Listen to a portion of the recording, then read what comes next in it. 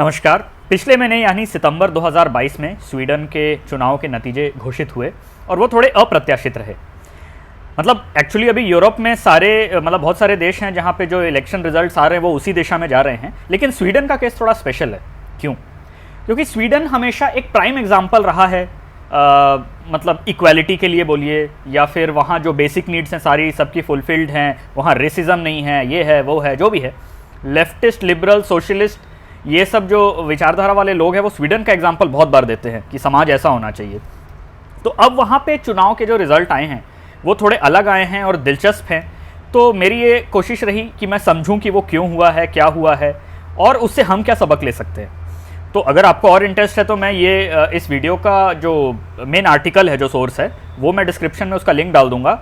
आप ज़रूर देखिए, आगे और भी करिए, लेकिन मैं वीडियो थोड़ा कोशिश करूँगा कि छोटा रहे। मेन पॉइंट्स पे हम आएंगे और हमारे लिए इसमें क्या सबक है वो हम देखने की कोशिश करेंगे।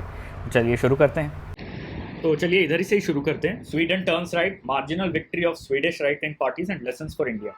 तो क्या हुआ, जैसे मैंने आपको बताया कि स्वीडन में अभी अभी इलेक्शन हुआ, वहाँ के रिजल्ट्स आए सितंबर 22 में। यहाँ पे जो राइट विंग पार्टीज हैं उन्होंने लेफ्ट विंग, वहाँ की जो पार्टी है स्वीडिश सोशलिस्ट डेमोक्रेटिक पार्टी, उसे हरा दिया महज 3 सीटों के अंतर से। ये डिफरेंस बहुत कम है, पर ये इंपॉर्टेंट नहीं है। इंपॉर्टेंट है स्वीडन डेमोक्रेट्स का आगे आना। स्वीडन डेमोक्रेट्स वहाँ की फार राइट विंग पार्टी मानी जाती है, मतलब दक्षिण पंथ में भी चरमपंथी। तो ऐसी पार्टीज का स्वीडन जैसे समाज में कोई खास महत्व था नहीं, उन्हें कोई इतना इंपॉर्टेंस नहीं दिया जाता था, उन्हें कोई सपोर्ट नहीं प्राप्त था। लेकिन अब की बार जो रिजल्ट आए उसमें उनको 20% से ज़्यादा वोट मिले और अब वो सेकेंड लार्जेस्ट पार्टी बन गई है स्वीडिश पार्लियामेंट में। प्रधानमंत्री शायद उनका नहीं बनेगा, पर वो इममटीरियल है। वॉट इज इम्पॉर्टेंट इज कि उन्हें स्वीडन की जनता ने भारी संख्या में वोट दिया है। तो बिल्कुल फ्रिंज एलिमेंट जिनको कोई महत्व नहीं देता है, वहां से वो इतनी बड़ी पार्टी अभी कैसे बन गए, क्या हुआ है ऐसा, आइए देखते हैं इसका बैकग्राउंड क्या है। तो देखिए, स्वीडन में जो है 2000 से आप देखेंगे तो वहाँ की जो फॉरेन बॉर्न पॉपुलेशन है, वहाँ पे जो बाहर से लोग आए हैं, वो अब उसकी संख्या अब डबल हो गई है 2000 के मुकाबले। तो वहाँ पे बहुत सारे शरणार्थी भी रहते हैं। आपको मालूम होगा 2015 में सीरिया, इराक, अफगानिस्तान, वहाँ से बहुत सारे शरणार्थी यहाँ वहाँ निकले थे, जिनको बहुत सारे यूरोपीय देशों ने मना कर दिया था और भी देशों ने, पर स्वीडन के दरवाजे खुले थे तो वो लोग वहाँ आए। बहुत सारे शरणार्थी, उसमें से 70% जो है वो मेल थे। तो 2015 में, और पहले भी आते थे, 2015 में भी आते रहे। 2018 से क्या हुआ, वहाँ पे 500 बॉम्बिंग्स हो चुकी हैं 2018 से अभी तक। आप देखेंगे तो बॉम्बिंग्स ये स्वीडन में हो रहा है, जो सबसे स्टेबल सोसाइटीज मानी जाती है दुनिया की। ये अपने आप में बहुत आश्चर्य कर देने वाली बात है। तो स्वीडन जो है उसकी पॉपुलेशन 10 मिलियन है, 1 करोड़ के आसपास है, and it has highest per capita number of deadly shootings out of 22 European countries.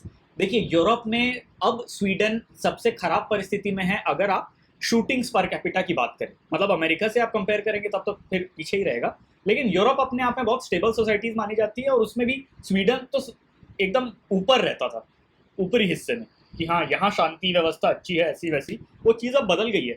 वहाँ बहुत ज़्यादा मास शूटिंग्स होती हैं, बॉम्बिंग्स होती हैं। तो ऐसा कैसे हुआ? वो जो इमिग्रेशन वगैरह आई थी, जो डेटा मैंने आपको अभी भी दिया, उससे वहाँ की डेमोग्राफी चेंज हुई और कॉन्सिक्वेंसेज देखिए। 60 immigrant majority neighbourhoods. Immigrant majority कुछ नेबरहुड्स है जिनको वल्नरेबल एरियाज वो कहते हैं, यहाँ पे क्राइम रेट बहुत ज़्यादा है, गैंग्स ऑपरेट करती हैं, ऐसे 60 हैं संख्या में। यहाँ परिस्थितियाँ इतनी खराब हो गई कि एक जगह तो पोस्टल डिलीवरी जाना बंद हो गया 2019 में, एक जगह बस स्टॉप कैंसिल हो गया, फिर एक टीवी क्रू वहाँ गया रिपोर्टिंग देने, पता करने की क्या है, तो उन पे ही पथराव हो गया। और तो और देखिए, ambulance had to take police escorts. अब जरा एक बार इमेजिन करिए इस चीज़ को कि स्वीडन जैसे सोसाइटी में, जिसका इतना अच्छा एग्जाम्पल दिया जाता है, उसे आदर्श समाज बताया जाता है, अगर वहाँ कहीं एक एम्बुलेंस को जाने के लिए पुलिस एस्कॉर्ट लगे, पुलिस को साथ में ले जाना पड़े सुरक्षा के लिए, तो ये कितने शर्म की बात है। इसके अलावा ये भी देखिए, बॉम्ब एक्सप्लोजन, शूट आउट के अलावा ये जो कुछ विक्टिम्स है, ये जो गैंगस्टर्स हैं जो वहाँ के कोई इनोसेंट लोगों को पकड़ रहे हैं, किडनैप कर रहे हैं, गन पॉइंट पे रख रहे हैं, उनका वो वीडियो भी बनाते हैं, मारपीट भी करते हैं और उन पर यूरिनेट भी करते हैं। जिसका ये मतलब है कि ये वो इमिग्रेंट्स इस तरह के नहीं हैं कि मेरे पास खाने को पैसा नहीं है तो मैं चोरी कर रहा हूँ और मैं अपने परिवार का पेट भर रहा हूँ। This is heinous crime. ये बिल्कुल क्रिमिनल्स हैं और इस चीज़ का भुगतान वहाँ की जनता कर रही है। अब देखिए, वो जो शूटिंग सस्पेक्ट्स वगैरह हैं उसमें से 85% फर्स्ट या सेकंड जनरेशन इमिग्रेंट्स थे, ठीक है। और वहाँ के जो पुलिस कमिश्नर हैं उन्होंने कहा इस तरह की ब्रुटैलिटी उन्होंने पहले कभी देखी ही नहीं है। तो क्लियरली वहाँ जो इमिग्रेशन पॉलिसी थी उस वजह से उनकी सुरक्षा में सेंध लगी और वहाँ की जनता को बहुत ज़्यादा इसका भुगतान करना पड़ा अपनी सुरक्षा के मामले में। पर गवर्नमेंट का रिस्पॉन्स क्या था? Government strategy was to deny. अब those who notice the problem, especially the working class, were accused of racism. वो तो अपने देश में भी होता है, कोई भी चीज़ हो, कैसी भी बात हो, कहीं पे दंगा फसाद या कुछ भी ऐसा हो रहा है, आप कुछ बोलेंगे तो आपके ऊपर कोई ना कोई लेबल लगा दिया जाएगा, सांप्रदायिक हैं, ये हैं, वो हैं। तो यही वहाँ के भी गवर्नमेंट ने किया। वो तो आदर्श समाज था, वहाँ तो लेफ्टिस्ट और लिबरल्स की भारी तादाद है, तो वो बोले नहीं नहीं ये रेसिस्ट है, ऐसे हम इमिग्रेंट्स के ऊपर कोई दोषारोपण नहीं करेंगे। वहाँ की जो पार्टी इन पावर थी, उनका ये पब्लिकेशन है एफ्टॉन ब्लडे, वहाँ पे उन्होंने आर्ग्यू किया कि हम कोई भी ऐसा डेटा पब्लिश नहीं करेंगे जिसमें इमिग्रेंट्स को बताया जाए कि ये जो अपराध है ये इमिग्रेंट्स ने किया है, ऐसा वैसा, क्योंकि वो रेसिस्ट है। ठीक है, वो परिस्थिति इतनी बिगड़ते जा रही है, वहाँ की जनता इतना सफ़र कर रही है, लेकिन इनको रेसिज्म खेलना है।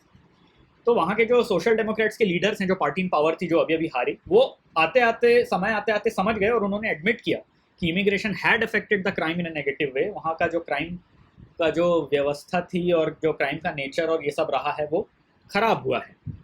इसी कारण से क्या हुआ, for the first time ever, पहली बार crime emerged as a top priority among voters. मतलब अब की बार जब वोटर इलेक्शन में वोट देने जा रहे थे तो क्राइम उनकी सबसे बड़ी प्रायोरिटी थी कि ऐसी कौन सी पार्टी है, ऐसी कौन सी सरकार है जो हमको इनसे सुरक्षा दे सकती है, बजाय पॉलिटिकली करेक्ट होने के कि हम रेसिज्म नहीं करेंगे। तो स्वीडन डेमोक्रेट्स उस मामले में काफ़ी आगे रही और वो 20% वोट मैंने आपको बताया जीत गई और अब सेकंड बिगेस्ट पार्टी है। शायद प्रधानमंत्री उनके नहीं बनेंगे, पर उनका इलेक्शन जीतने का कारण यही था कि स्वीडन की जनता सफ़र कर रही थी और जो पार्टी इन पावर थी वो पॉलिटिकली करेक्ट रहने की कोशिश कर रही थी अपनी जनता की सुरक्षा करने के बजाय। अब इससे लेसन्स फॉर इंडिया क्या है? देखिए, हमारे बॉर्डर्स आप जानते हैं ईस्ट और नॉर्थ ईस्ट में बहुत पोरस हैं, हम बहुत सारे सिक्योरिटी इश्यूज उसी कारण से झेलते हैं। 1971 वॉर से इतने सारे बांग्लादेशी इमिग्रेंट्स आए हैं, रोहिंग्यास के बारे में बात होती रहती है। इसी से निपटने के लिए सरकार ने कुछ साल पहले CAA लाया, सिटीजनशिप अमेंडमेंट एक्ट। इसके समर्थन में भी कई लोग आए, विरोध भी कई लोगों ने किया। तो शायद आप में से कई लोग समर्थन करते होंगे पर थोड़ा संशय रहता होगा। तो अब अगर आप स्वीडन का एग्जाम्पल ले लेंगे, ये और कोई यूरोप नहीं, सबसे अच्छे, सबसे स्टेबल और शांत समाज की बात कर रहा हूँ मैं। अगर स्वीडन वाले अपनी उदारवादी इमिग्रेंट पॉलिसी का हर्जाना भुगत रहे हैं तो आप हमारा सोचिए, हमारा क्या हाल होगा? हम तो उसके आसपास भी नहीं। तो अगर आपके मन में कोई संशय था तो मेरे ख्याल से अब वो दूर हो जाना चाहिए। तो CA जैसे कानून का मेरा ये मानना है कि हमें समर्थन करना चाहिए, बड़े मुस्तैदी से और डट के समर्थन करना चाहिए। अगर आप मेरी बात अब अगर आपको गलत लगती है तो कृपया कमेंट करके बताएं कि क्या कमी है या क्या गलती है या क्या सही होना चाहिए। तो थैंक यू वेरी मच। आप प्लीज़ लाइक, शेयर और सब्सक्राइब करिए, कमेंट भी करिए आपको जो भी सही लगता है। Thank you very much.